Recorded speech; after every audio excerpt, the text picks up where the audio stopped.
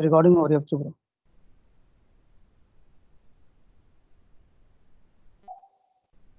देश की आजादी को इतने साल हो गए, वीर सावरकर के बारे में हम लगातार सुनते रहे हैं, लेकिन बार बार यही सब वीर सावरकर तो हम जानते हैं, लेकिन अभी कुछ दिनों पहले उनका बर्थडे था और उसको लेकर इस सरकार में जितना जो सम्मान देखने को मिला, पहले जो है कई बार हम लोगों ने देखा कि कहीं जेएनयू में मूर्तियां तोड़ी जा रही, कहीं कुछ हो रहा है। वीर सावरकर जैसा व्यक्तित्व, जिसको दो दो बार आजीवन कारावास दिया गया, जिसने देश के लिए लड़ाई लड़ी, आज हम जानना चाहेंगे। इस समय हमारे साथ में है शिव कुमार द्विवेदी, जो आज एनालिसिस हमारी इस बात पे होगी कि आखिर एक क्रांतिकारी के साथ अपने ही देश में ऐसा बर्ताव क्यों हो रहा है, जिसने एक बार नहीं दो दो बार आजीवन कारावास, काला पानी, ये सब सारी सजाएं, यातनाएं सारी झेली। आज जब देश आजाद हुआ, इतने साल हो गए, तो उनको जो सम्मान मिलना चाहिए था, जिसके वो हकदार थे, क्या वो सम्मान मिल पाया? शिव कुमार द्विवेदी जी, आज आप बताने का कष्ट करें कि आखिर में जो वीर सावरकर थे, उनके साथ ऐसा व्यवहार दूसरे दलों द्वारा क्यों किया जाता रहा, और उनका देश के जो क्रांति आई थी, जो देश की आजादी रहे, उसमें क्या योगदान रहा उनका? धन्यवाद राजीव जी। आज आपने एक बहुत ही अच्छा विषय उठाया है। देश में प्रखर राष्ट्रवाद के प्रणेता कहे जाने वाले डॉक्टर वीडी सावरकर, विनायक दामोदर सावरकर, जिन्हें बड़े सम्मान से भारत में लोग जानते हैं, और उनके ये माना जाए कि भारत के अंदर जो 1857 का गदर हुआ, जिसको अनेक इतिहासकारों ने तरह तरह से मोल्ड किया और कहा साहब ये तो एक छोटी सी चिंगारी थी, और उसको भ्रमित करने का प्रयास किया। ये पहले व्यक्ति वो इस स्वतंत्र भारत के रहे, परतंत्र भारत के भी और स्वतंत्र भारत के, क्योंकि दोनों समय जीवित रहे। तो वो पहले व्यक्ति ऐसे थे जिन्होंने 1857 क्रांति को भारत की प्रथम स्वतंत्रता संग्राम का नाम दिया, जो कि भारत के वामपंथी इतिहासकारों ने कभी भी कहने से वो बचते रहे कि ये प्रथम स्वतंत्रता संग्राम था। उन्होंने एक सैनिक विद्रोह बताया, किसी ने कुछ बताया, और जब हम इतिहास में जाएंगे तो अलग अलग इतिहासकारों ने भारत के बच्चों को ऐसी चीजें पढ़ाई जिससे हमारा स्वाभिमान शून्य होता चला गया और हमें लगा नहीं। अब बात यहाँ पर घूम फिर के आती है विनायक दामोदर सावरकर जी की। तो हम जब भी जानते हैं कि सावरकर 3 भाई थे, जिसमें उनके बड़े भाई गणेश जी थे, दूसरे उनके नारायण राव, जिन्हें लोग कहते थे। गणेश उनके छोटे भाई थे और नारायण राव बड़े भाई थे, जिनको बापू राव भी हम लोग बोलते थे, बाबा राव। वो गांधी जी के बड़े क्लोज रहे। और मैं ये कहना चाहूंगा कि विनायक दामोदर सावरकर के अंदर व्यक्तित्व नहीं था, मतलब परमात्मा ने उन्हें अनेक व्यक्तित्व से सम्मानित किया था। जैसे कि आप देखिए, वो एक अच्छे वक्ता थे, वो एक अच्छे कवि थे, वो एक अच्छे इतिहासकार थे, वो एक अच्छे मैनेजमेंट करता थे, और भारत की स्वतंत्रता संग्राम में जो क्रांतिकारी पोर्शन है, समझिए आप, मतलब वो गांधी का पोर्शन छोड़ दीजिए आप, जो क्रांतिकारी का पोर्शन है, जिन पे हम गर्व करते हैं, भगत सिंह पे गर्व करते हैं, अशफाक उल्लाह खां पे गर्व करते हैं। पहला इस देश में क्रांतिकारी संगठन बनाने का अगर किसी को श्रेय जाता है तो 1904 में अभिनव भारत नामक संगठन बना करके ये काम विनायक दामोदर सावरकर ने किया था। यानी जो देश की आजादी हुई, बाद में जब ये देश आजाद हुआ, उसके बाद भी कई लोगों ने बात की, और सुभाष चंद्र बोस जी भी उसमें एक बहुत बड़े एक प्रखर नेता के रूप में उभरे थे। तो सुभाष चंद्र बोस हो, चाहे वो महर्षि अरविंदो हो, चाहे वो बाल गंगाधर तिलक हो, जो एक टीम थी कांग्रेस पार्टी की, जो जिसको हम कह सकते हैं कि जो गरम दल जिसका हम नाम लेते थे, जिसमें लाल बाल पाल हुआ करते थे, ये भी विनायक दामोदर सावरकर के प्रेरणा स्रोत रहे, समझिए आप। और 1883 में जब शिकागो में भारत में जाकर के स्वामी विवेकानंद कहते थे गर्व से कहो हम हिंदू हैं, और हिंदू धर्म की अपनी अलख जगाने का काम किया और दुनिया को सनातन धर्म से परिचित कराने का काम किया, उसी समय इनका जन्म हुआ था। और मुझे लगता है कि विवेकानंद के विचारों से भी बहुत प्रेरित थे वो। यानी भारत में जब लोग अपने आप को हिंदू कहने से शर्माते थे, उस समय विवेकानंद ने कहा था कि गर्व से कहो हम हिंदू हैं, और उसी प्रेरणा को, उसी अधिष्ठान को आगे बढ़ाते हुए सावरकर ने भी हिंदू अधिष्ठान की बात करी, हिंदू दर्शन की बात करी। और सबसे बड़ी बात कि आपको बता दूं कि बाल गंगाधर तिलक, जो कि कांग्रेस पार्टी के बड़े नेता हुआ करते थे, जिसको अंग्रेजों ने अपने यूज के लिए प्लेटफॉर्म बनाया था, उसमें सब राष्ट्रवादी आ गए थे। वो बिपिन चंद्र पाल जी आ गए थे, बाल गंगाधर तिलक आ गए थे, आपके क्या नाम है, लाला लाजपत राय आ गए थे। तो इन लोगों ने उनको छात्रवृत्ति दी थी फर्ग्यूसन कॉलेज में 1904 के करीब में, और उस छात्रवृत्ति से इन्होंने अपनी पढ़ाई की थी। और श्याम कृष्ण वर्मा का नाम सुना होगा आपने, जो इंडियन हाउस चलाते थे लंदन के अंदर, उनकी छात्रवृत्ति दी गई, और ये इंडियन फॉरेन जो इन्होंने पढ़ाई की वहां की।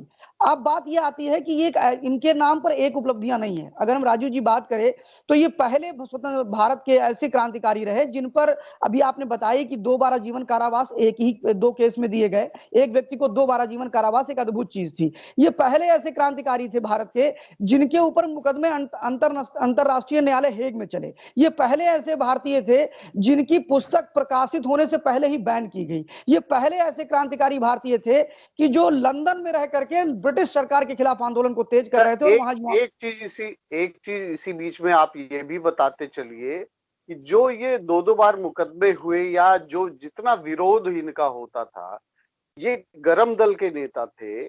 क्या ऐसा था कि जो गरम दल होने के वजह से दूसरा जो नरम दल था वो ज्यादा विरोध करता था कि अंग्रेज इनका ज्यादा विरोध करते थे? हाँ, बहुत बड़ी बात करी आपने। देखिए, अंग्रेज के तो ये नंबर 1 दुश्मन थे, पहली चीज़। क्योंकि अगर मैं किसी के घर में जाकर के उसको ललकारना बहुत बड़ी वीरता और साहस की बात है, इसीलिए उन्हें वीर सावरकर कहा गया। चूँकि वो लंदन में बैठ कर के लंदन के खिलाफ काम कर रहे थे। वहाँ पर उन्होंने एक फ्री इंडिया ऑर्गनाइजेशन बनाया, उसके बाद काम किया और Madan Lal Dhingra, that is a very good name है। मदन लाल ढींगरा एक बहुत प्रखर राष्ट्रवादी थे जो इन्हीं के प्रेरणा स्रोत थे। और मदन लाल ढींगरा ने जो विलियम्स कर्जन की हत्या करी, तो वह केस भी इन पे चला, जो इन पे आजीवन कारावास हुआ था। और उस पर ये जब भाग करके आ रहे थे तो इनको फ्रांस में पकड़ लिया गया, डैक के थ्रू। वहां पर वो कूद रहे थे नीचे, इनको वहां पकड़ा गया। अब बात आती है कि ये इतने बड़े ये बहुत पॉपुलर लीडर हो रहे थे देश के, समझिए आप।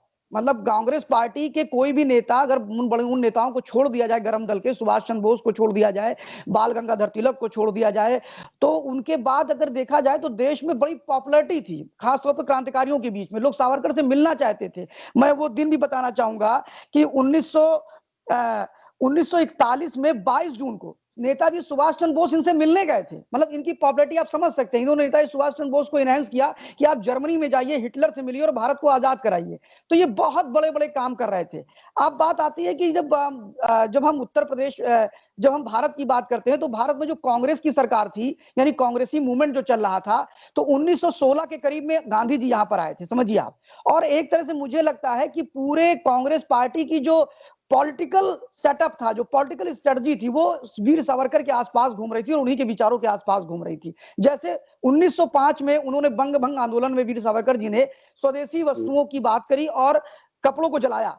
उसी को उन्होंने पुनरावृत्ति किसने की? गांधी जी ने की। गांधी जी के 3 मूवमेंट सबसे बड़े हैं इस देश के अंदर, और गांधी जी ने कुछ नहीं किया था। पहला मूवमेंट 1919 का, जिसमें असहयोग आंदोलन किया, कपड़ों को जलाने की बात कही, वो पहले ही उन्होंने कर दिया सावरकर ने, और उनकी प्रेरणा से इन्होंने ये काम किया। यानी वो उस समय सबके रोल मॉडल थे और लोग उन्हें पीछे करके उन्हीं के पद चिन्हों पे चल रहे थे। दूसरी नहीं बात तो यही चीज मेरे नहीं समझ में आता है। आजादी की लड़ाई दोनों लड़ रहे थे, ठीक है, जी, गरम दल के हो चाहे नरम दल के हो, लेकिन उसके बावजूद ये मतलब टकराव क्या अहम का होता था या विचारों का होता था? ये आज तक देखिए जो विरोध चला आ रहा है, ये क्यों चला आ रहा है? देखिए, मुझे लगता है कि आजादी के आंदोलन में जो कांग्रेस पार्टी का प्लेटफॉर्म ए हुम के माध्यम से जो डाला अंग्रेजों ने, वो तो अपनी सुविधा के लिए डाला था। ऐसे आप देखते हैं कि बहुत से संगठनों में आज भी देश में जो बहुत से औद्योगिक संगठन है, वो इंटरनल काउंसिल बनाते हैं और कहते हैं साहब हम लोकतंत्र की आवाज नहीं दबाएंगे। ऐसे ही अंग्रेजों ने एक प्लेटफॉर्म ए हुम के माध्यम से दिया और उसमें 75 लोग पहले सम्मेलन में आए थे 1885 में, जिसमें दादा भाई नौरोजी भी थे और बड़े उद्योगपति इस देश के थे, बड़े कलेक्टर हुआ करते थे। यानी आम जनमानस का कांग्रेस से कोई लेना देना नहीं, समझिए आप मेरी बात। और उसके बाद देश में प्रखर राष्ट्रवादी आए। सबसे बड़ी विडंबना ये आई कि जब गांधी जी आए तभी से डिस्टर्बेंस चालू हुआ देश के अंदर, और जो प्रखर राष्ट्रवादी जो कांग्रेस के लोग थे, उनको गांधी जी ने एक एक करके किनारे करना शुरू किया। और जो बेसिक डिस्प्यूट था गांधी जी को लेकर के और सावरकर के बीच में, सावरकर का यह कहना था कि हम अपनी रक्षा के लिए अतिरेक अहिंसा के विरोधी थे। उनका कहना था कि हम अहिंसा अतिरेक नहीं होनी चाहिए, हम दूसरों पे अत्याचार ना करें, किसी पे जुल्म ना करें, लेकिन अपने सम्मान के लिए लड़ेंगे, अपने लिए नहीं बोलेंगे, अपने लिए संघर्ष नहीं करेंगे। इसको लेकर के वीर सावरकर अब बिल्कुल अलग थे और उन्होंने इसलिए गांधी जी का हमेशा विरोध किया। लेकिन ये मत भिन्नता था, उनका मन का भेद नहीं था। दोनों एक दूसरे का बड़ा सम्मान करते थे, एक दूसरे के साथ बैठते थे। और मैं फिर यहां कहना चाहूंगा कि बार बार जो कांग्रेस के लोग आरोप लगाते हैं कि साहब वो तो एक अपोलाइजेशन लेटर लिख करके बाहर आए थे, आपको पता होगा। ये बहुत महत्वपूर्ण चीज है, क्योंकि कांग्रेस जो है लगातार ये कहता रहा है कि उन्होंने माफीनामा दे दिया था। तो जी, इस चीज को क्लियर करिए कि ये क्या था, हाँ, माफीनामा किस मैं बात का मैं किया? मैं इस चीज को क्लियर करूंगा। मैं थोड़ा थोड़ा इस पे समय चाहूंगा कि जब उनको 2 केसों में अंदर किया गया, काला पानी दिया गया। पहला वो जो जनरल मदन लाल ढींगरा स्कैंडल जो था, उसमें उनको लिया गया विलियम कर्जन को मारने पे, और जैक्सन जो नासिक का उसमें कलेक्टर था उसकी हत्या हुई, और दोनों ही केस में उनको एक्यूज बनाया गया और ये माना गया कि इन्होंने हथियार सप्लाई किया था। उसके बाद उन्हें पकड़ करके भारत लाया जाता है, उन पर मुकदमा चलता है, और मुकदमा उनको अंतरनेशनल जो अंतरराष्ट्रीय न्यायालय है हेग, वहां पे चलता है, और वहां से उनको 24 दिसंबर 1910 को एक पहला फैसला आता है जीवन कारावास का, दूसरा फैसला 31 जनवरी 1911 का आता है, और लगभग ये मान के चलिए कि वो 4 जुलाई 1911 से लेकर के 1921 तक सेलुलर जेल में रहे। उसके बाद जब उन्होंने माफीनामा दिया तो यरवदा की जेल में गए। अब वो माफीनामा क्यों आया मैं बताता हूं। गरम दल का जो नेता थे बाल गंगाधर तिलक और सरदार वल्लभ भाई पटेल, वो ये मानते थे कि जो क्रांतिकारियों को जो पावर हाउस है, अगर वो जेल में रहेगा तो बहुत कुछ नहीं होने वाला है। वो दोनों भाई वहां पर थे, गणेश जी भी थे और विनायक दामोदर सावरकर भी थे, और इन दोनों लोगों ने इनकी पैरवी की थी, इनके वकील के रूप में थे, इनको वकील मुहैया कराए गए, और वहां पर यह कहा गया अगर ये अपोजिशन लेटर लिख देंगे तो सेलुलर जेल से इन्हें वापस ला करके यहां पर रख दिया जाएगा यरवदा या पुणे की जेल में, और हुआ भी यही। इसलिए वो 1921 तक वहां रहे, और बाल गंगाधर तिलक और क्या नाम है सरदार वल्लभ भाई पटेल ने इसमें इनिशिएटिव लिया। तो कांग्रेस का ये कहना साहब अपोलोजेशन लेटर उन्होंने लिखा था, बिल्कुल लिखा था, और कांग्रेस के लोगों के कहने पे लिखा था, और कांग्रेस के लोगों ने उनका सम्मान किया था। मजे की बात, तेजेंद्र सिंह, नरसिंह तेजेंद्र सिंह करके बैरिस्टर हुआ करते थे, उन्होंने 1931 में जो हिंदू महासभा की जो एक रैली हुई थी वहां पर कोल्हापुर में, उन्होंने सीधे कहा कि गांधी ने सिग्नेचर नहीं किया जब अपोजिशन लेटर पे उनको छोड़ने की बात आई, यानी वहां भी गांधी जी ने विरोध किया था इसका। तो गांधी उनके बीच मतभिन्नता ये थी, गांधी कहते थे साहब आप हमारे आंदोलन में आ जाइए, क्योंकि गांधी उनकी मेधा को पहचानते थे, उनको लगता था कि अहिंसा आंदोलन। और मैं एक बात कहना चाहूंगा कि गांधी इस देश में सेफ्टी वॉल की तरह काम करते थे अंग्रेजों के लिए, ऐसा मैं नहीं कह रहा, ऐसा बिपिन चंद्र एक बहुत बड़े लेखक हैं कम्युनिस्ट पार्टी के, मतलब कम्युनिस्ट विचारधारक हैं, और जो इनकी पुस्तकें हम पढ़ते रहे हैं वामपंथी इतिहासकारों द्वारा, तो उन्होंने भी लिखा कि ये जब कोई आंदोलन बड़ा खड़ा होता था क्रांतिकारियों का, तो उसको सबसाइड करने के लिए गांधी जी अहिंसा आंदोलन लेके चले आते थे। दो मुद्दे पे उनकी और मतभिन्नता गांधी जी से थी कि गांधी जी, जब आपको ध्यान होगा 1919 में असहयोग आंदोलन जब चला, तो गांधी जी चाहते थे कि सावरकर उनके पक्ष में खड़े हों, सावरकर उनके लिए बोले, वो तीनों भाई उनके साथ खड़े हों, लेकिन ऐसा नहीं हुआ।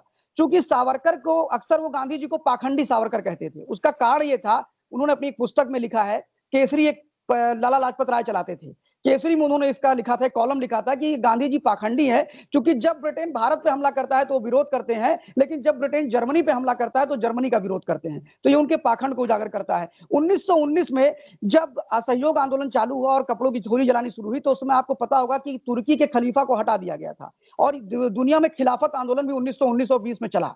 1920 में जो मौलाना अली जौहर अली, जिसके नाम पे अभी आजम भाई अपने जेल के अंदर हैं, आजम भाई, तो मौलाना अली जौहर अली जो है वो दोनों भाई थे, और गांधी जी कहते थे मेरे दोनों आंखों के तारे हैं, एक मेरी बाईं आंख है और मेरी दाहिनी आंख है। तो जिन्ना इससे बहुत चिढ़ते थे, जिन्ना कहते थे मतलब जो अनपढ़ हैं वो आपके आंखों के तारे हो गए, मैं यहाँ बैरिस्टर होकर के लंदन से आया हूं, मैं कुछ हूं कुछ भी नहीं हूं। तो जिन्ना को इस बात का भी बड़ा खेद था।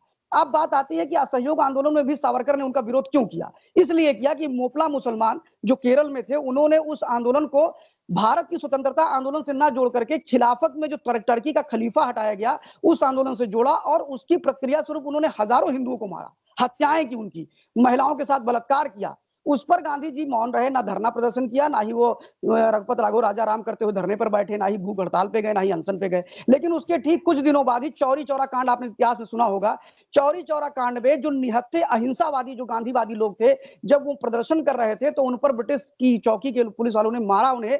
उसकी प्रतिक्रिया स्वरूप कुछ युवाओं ने जो भड़क गए, उन्होंने जाके आग लगा दी, और 4 उसमें ब्रिटिश के सैनिक मर गए, ब्रिटिश पुलिस वाले मर गए। तो उन्हें इतनी दिक्कत हुई कि उन्होंने कहा मेरा असहयोग आंदोलन फ्लॉप कर दिया लोगों ने, ये तो अहिंसा का उन्होंने हिंसा कर दिया, और वो धरने पे बैठ गए। तो इसलिए सावरकर कहते थे कि भाई एक साथ दो पाखंड मत करो ना, आप एक तरफ मोपला मुसलमानों पे चुप रहे और दूसरी तरफ आकर के यहाँ। तो सावरकर जो थे वो सबको बीट कर रहे थे, यानी आप ये मानिए कि गांधी उनके विचारों से डरते थे, गांधी उनकी तेजस्विता से डरते थे, गांधी उनके प्रखर राष्ट्रवादिता से डरते थे, और इसीलिए प्री प्लान्ड में जितने कमजोर लोग राजनीति के थे उन्होंने उनके खिलाफ एक गोलबंद किया, जिसमें गांधी उनके लीडर थे, नेहरू उसमें लीडर थे, यहां तक कि सरदार वल्लभ भाई पटेल बहुत प्रखर राष्ट्रवादी थे और उन्होंने ही उनको छुड़ाने का काम किया, अपोलाइजेशन लेटर उन्होंने ही लिखाया। और मजे की बात राजू जी, मैं कहना चाहूंगा मजे की बात कि जो कांग्रेस, ये कांग्रेस जो पार्टी बड़ा विरोध करती है, उसी की इंदिरा गांधी ने 1980 में 1980 में डाक टिकट जारी किया, 70 में डाक टिकट जारी किया उन पे, और उन्हें प्रखर राष्ट्रवादी कहा। गांधी ने भी 18 मार्च 18 मार्च 1921 के अपने यंग इंडिया के लेख में लिखा कि इस भारत में अगर अपनी प्राणों से भी ज्यादा अगर कोई इस देश को प्यार करता है तो वीर सावरकर दोनों भाई करते हैं, गणेश सावरकर और विनायक दामोदर सावरकर। मतलब गांधी भी इसको एक्सेप्ट करते थे कि उनसे ज्यादा प्रखर राष्ट्रवादी कोई नहीं है, लेकिन एक प्री प्लान के अंतर्गत उन्होंने ऐसा काम किया।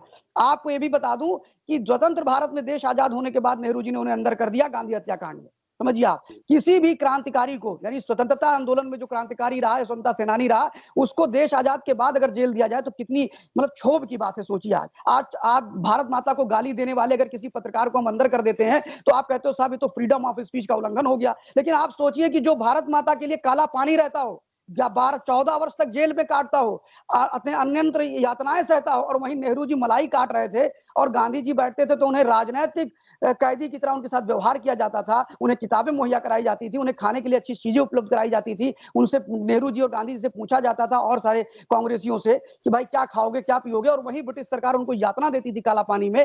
तो आप सोच सकते हैं कि ऐसे व्यक्ति को फिर जेल, मतलब देश जब आजाद हुआ होगा तो फिर उन्हें जेल में डाल दिया गया है कि ब्रिटिश सरकार ने अगर उनको यातनाएं दी, ठीक है, जी कोई बात जी नहीं, क्योंकि वो ब्रिटिश सरकार के खिलाफ लड़ रहे थे। जी लेकिन आज भारत में अगर उनको फिर से सजा दी गई तो ये तो बहुत ही मतलब अजीब सी बात है कि एक क्रांतिकारी को या एक दिन भी जो जेल में रह लिया, 1 घंटे भी जेल में रह गया, वो स्वतंत्रता संग्राम सेनानी हो गया, जिंदगी भर पेंशन पाता रहा। उसी जगह जो 2-2 बार आजीवन कारावास पा गया, उसका आज इतना विरोध हो रहा है। और सबसे बड़ी चीज ये है कि जो कांग्रेस पार्टी है वो जमकर विरोध करती है, जबकि उन्हीं की पार्टी के प्रधानमंत्री, जैसा कि आपने बताया कि डाक टिकट उन पर जारी किया गया, तो आखिर कुछ तो सोच के किया गया होगा। तो ये कैसा डुअल पॉलिसी रहती है, क्या कैरेक्टर रहता है। और एक क्रांतिकारी के लिए इससे बड़ी सजा क्या हो सकती है। अगर विदेशी या उनको अंग्रेज सजा देते रहे तो कोई ये बड़ी बात नहीं है, लेकिन अपने ही लोगों ने उनके साथ में इस तरीके से किया, तो ये तो बहुत ही शर्मनाक स्थिति है। आज की तारीख में हम ये जानना चाहेंगे कि वीर सावरकर के साथ में आज उनके लिए क्या हो रहा है और सरकार अब क्या कर रही है। अभी मैं आपको जानकारी दे दूं कि विनायक दामोदर सावरकर को लेकर के वो लोगों ने ज्यादा प्रोपोगंडा जिन लोगों ने किया, खासतौर पर नेहरू परिवार और गांधी जी ने, और गांधी जी ने सिर्फ सावरकर के साथ ही ऐसा नहीं किया, यहां मैं स्पष्ट करना चाहूंगा।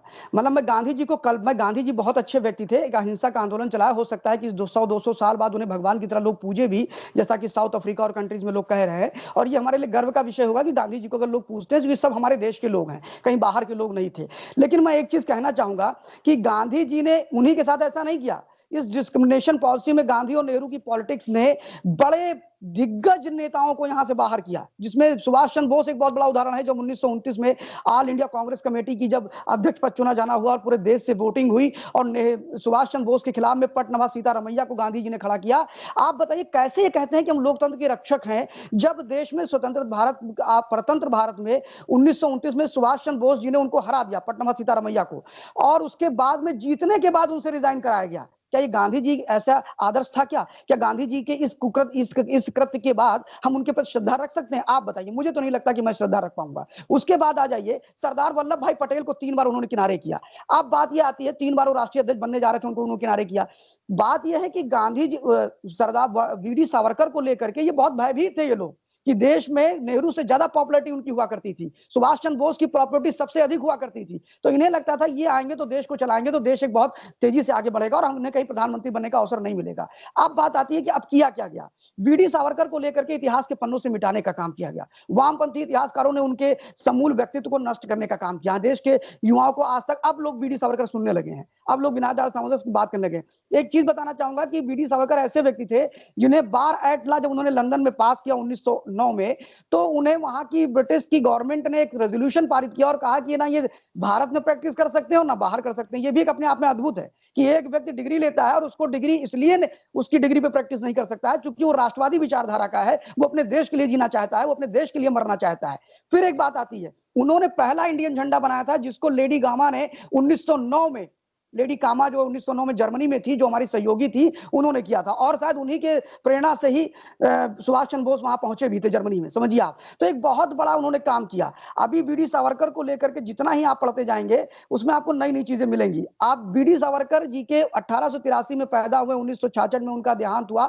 उसके बाद किसी सरकार ने कोई इनिशिएटिव नहीं लिया, राष्ट्रवादी लोगों ने अलग जगाए रखा, बीडी सावरकर की जयंती मनाते रहे। आपको ध्यान होगा 2003 में जब अटल बिहारी वाजपेयी की सरकार ने बीडी सावरकर के नाम पर तैलचित्र लगाने की बात करी, तो संसद में बंपर विरोध हुआ था। उसमें गठबंधन की सरकार थी, गठबंधन के दलों ने विरोध किया था। तो मैं मानूंगा कि भारतीय जनता पार्टी ने स्टेप लिया, 2003 में वहां पर तैलचित्र लगाया, 2002 में अंडमान निकोबार जो एयरपोर्ट था उसका नाम उन्होंने वीर सावरकर एयरपोर्ट किया, और उसके बाद में सेलुलर एयरपोर्ट को, जो सेलुलर जेल थी, उसका नाम भी वीर सावरकर जेल करने का काम प्रस्तावित किया।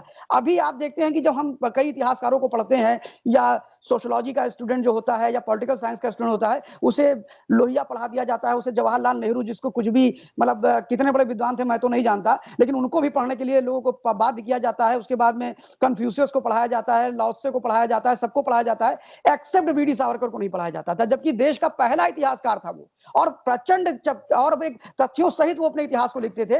मैं सिर्फ एक आग्रह करना चाहूंगा, जो लोग भी हमारे इस डिबेट को देख रहे होंगे या हमारे इस इंटरव्यूज को देख रहे होंगे, मैं उनसे सिर्फ इतना कहना चाहूंगा कि एक बार आप लोग चाहे ऑनलाइन मंगा करके इतिहास के 6 स्वर्णिम पुस्तक को पढ़िएगा, जो 6 खंडों में आती है, और उसको पढ़ने के बाद फिर तुलना करिएगा आज के इतिहासकारों से, और वीडी सावरकर से तुलना करिएगा। माननीय वीडी सावरकर जी का इतिहास का जो इतना संतुलित व्यवहार था, उतना कोई था। दूसरा, मैं एक चीज और कहना चाहूंगा वीडी सावरकर पे, कि आजादी के पहले के वीडी सावरकर और आजादी के बाद के वीडी सावरकर में अंतर था।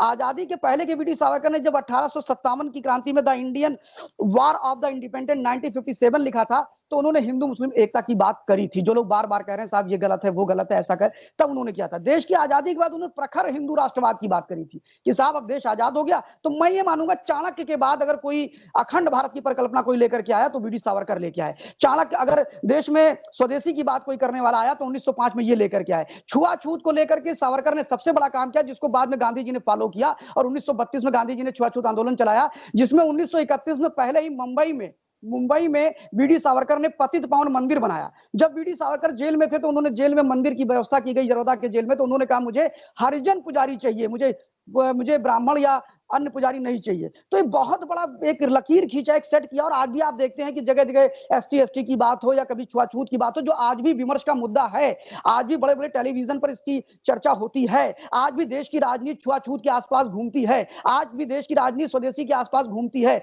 आज भी देश की राजनीति अखंड भारत के आसपास घूमती है, जो उन्होंने कहा था।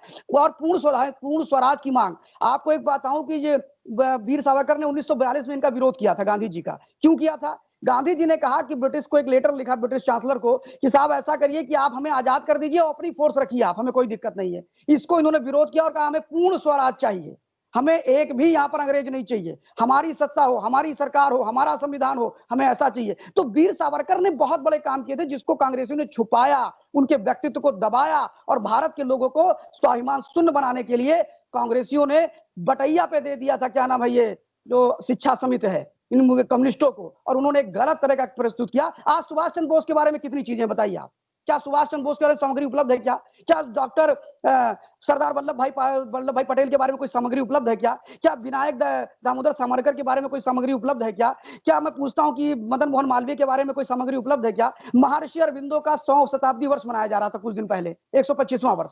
आपको बता दूं, ढूंढे कोई पत्रिका नहीं मिल रही थी कि उन्होंने क्या किया क्या नहीं किया। भला हो राष्ट्रीय स्वयंसेवक संघ का, जिसने उनके बारे में कुछ संकलन किया, उनके लोगों ने मेहनत की, वरना महर्षि अरविंदो को भी लोग भूल जाएंगे, बीडी सावरकर को भूल जाएंगे। तो बहुत बड़ा काम उन्होंने किया, और अब फिर से नया इतिहास लिखने का काम करेंगे।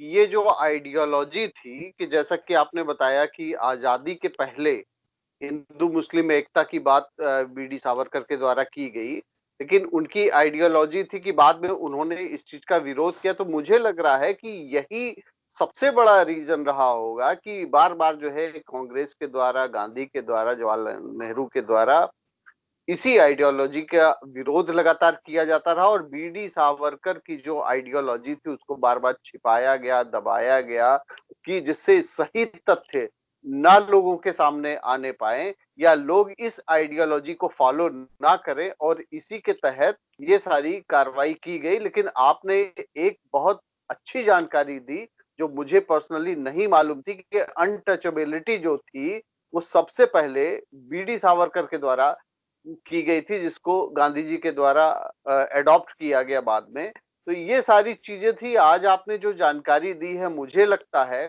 आज के इतिहासकार, आज का युवा अगर उन चीजों को पढ़ेगा तो जानेगा कि हमारा असली राष्ट्रवाद, अखंड राष्ट्रवाद है क्या।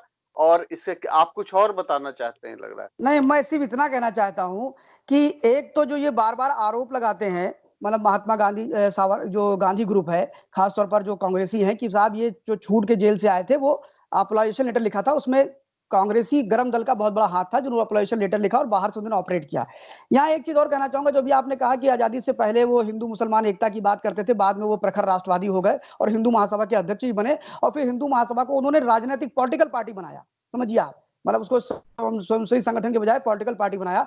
अब एक बात और आती है कि गांधी जी से जैसे मोपला मुसलमान और इस सब जो विषय आए, इस विषय को लेकर के वो इतने राष्ट्रवादी और इतने प्रखर राष्ट्रवादी थे कि एक समय आया था कि 1943 के करीब में, कि जब एक बहुत बड़ा, जैसे आज हम देखते हैं ना कि वो गठबंधन सरकारें बन रही हैं और लोग विभिन्न विचारधारा के लोग एक साथ आ रहे हैं, तो एक बहुत रोचक एक घटना है कि वीडी सावरकर ने भी यही काम किया था। जस्टिस पार्टी और जस्टिस पार्टी, जिन्ना और वीडी सावरकर का अखिल भारतीय हिंदू महासभा, ये तीनों गांधी जी के खिलाफ एक होकर मोर्चा खोल रहे थे जब उन्होंने कहा था कि यहाँ ब्रिटेन को रहने दिया जाए, मतलब उनके सैनिकों को, और तीनों एक हो गए थे और कहा था कि हम देश का बंटवारा नहीं होने देंगे। मतलब ये तक स्थिति आ गई थी। और गांधी जी के जो देश पार्टीशन को लेकर के वीडी सावरकर बहुत मुखर थे और वो कहते थे इस देश का विभाजन नहीं हो सकता, क्योंकि ये अखंड भारत है और अखंड भारत का। तो मेरा मानना है कि परिस्थितियों के अनुसार वीडी सावरकर जो थे वो लकीर के फकीर नहीं थे, मैं इतना कहना चाहूंगा कि एक ही स्ट्रेटजी पे नहीं चलते थे।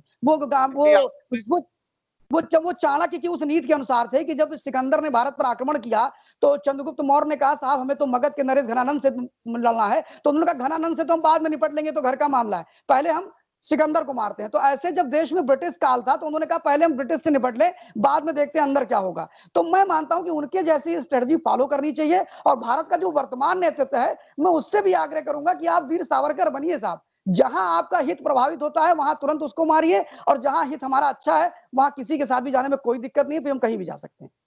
चलिए, आपने बहुत अच्छी जानकारियां दी। आप प्रखर वक्ता हैं, लेकिन थोड़ा सा ये सरकार, जिस तरीके से आपने ये कहा है, सरकार को बहुत चीजें देखनी भी होती होंगी, लेकिन युवा जो है उनको ये जो हमारा इतिहास है उसके बारे में जरूर जानना चाहिए कि स्वामी विवेकानंद कौन थे, ये वीर सावरकर वीर क्यों थे, और उनका विरोध आज तक कुछ जो विरोधी पार्टियां हैं वो क्यों करती रही, इसके पीछे कारण क्या रहे हैं, इसको भी समझना होगा। क्योंकि देश की राजनीति आज एक नए तरफ जा रही है, जो पिछले कुछ दिन पहले जो जाया करती थी उससे अलग जा रही है। तो लोगों को जानकारी होना बहुत जरूरी है, और आपने कई नई चीजें बताई। आपको बहुत बहुत धन्यवाद इन सारी चीजों की एनालिसिस करने के लिए। और समय चूंकि बहुत हो चुका है, तो इसलिए फिर किसी नए विषय पर फिर आपके साथ जुड़ेंगे, क्योंकि आप तो एक पूरा इंसाइक्लोपीडिया है। तो आपसे फिर किसी मुद्दे पे बात होगी। आपकी खबर के साथ जुड़ने के लिए बहुत बहुत धन्यवाद। धन्यवाद रवि जी, धन्यवाद।